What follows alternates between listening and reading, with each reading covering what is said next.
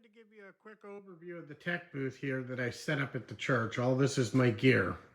And let's go ahead and start from left to right. Over here on the left, I've got my iPad, and while we are live streaming, I will pull up our YouTube channel to make sure that the signal looks good through YouTube. I'm not dropping or anything like that.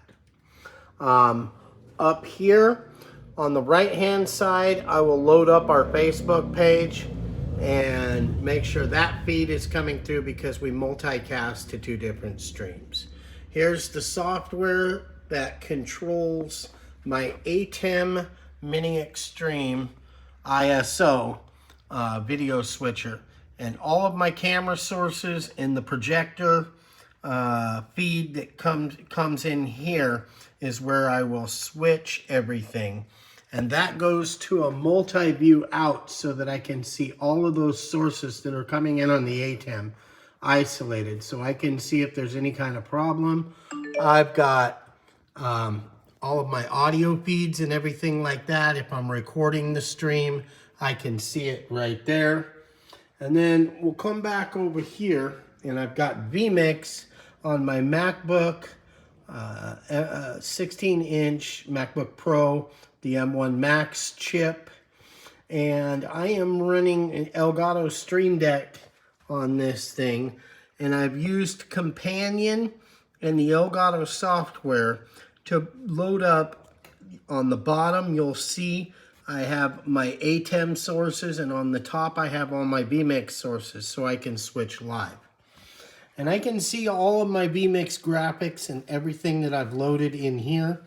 I've also got audio representation to the various different buses as it's going out live to the internet. And then finally, I have a direct program feed out. So if I go ahead and hit auto here, you will see that display changes. And that is what's going out as a live feed to Facebook and YouTube. The reason why I have this over here with Facebook and this over here with YouTube is because on each individual network, I want to see what the viewer is seeing. I know that this is going out from my computer to the internet, to the multicast, but I have this and this to make sure, you know, for troubleshooting, that it's getting to the final destination, that there isn't something wrong with my streaming key or anything like that. I will have one camera upstairs here in the booth, and then there's another main cam that's down on the floor, and we just run a 2-camera setup with graphic overlays and everything. But this allows me to troubleshoot everything, and then this allows me from a single control surface, and I'll try and back up here. I'll switch to the ATEM, and it switches on there. And then if I want to switch the ATEM source, I can auto switch, and it will change there to a super source, and let's auto switch to that. And you'll see I just was controlling everything. The lower part is my ATEM here again, and the upper part are my Vmix sources.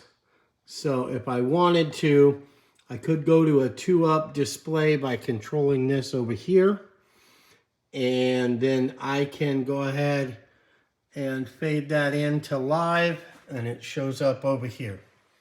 So that's a quick overview. Also, I've got my audio coming in from the board over here.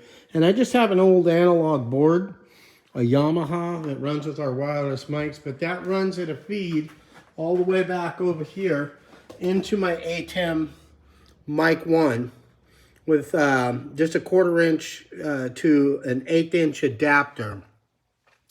And then that does show up right here on my audio feeds. And depending on which channel I am on Vmix, it shows up in my audio feeds over here. So, real quick 5-minute tech tour. Thanks.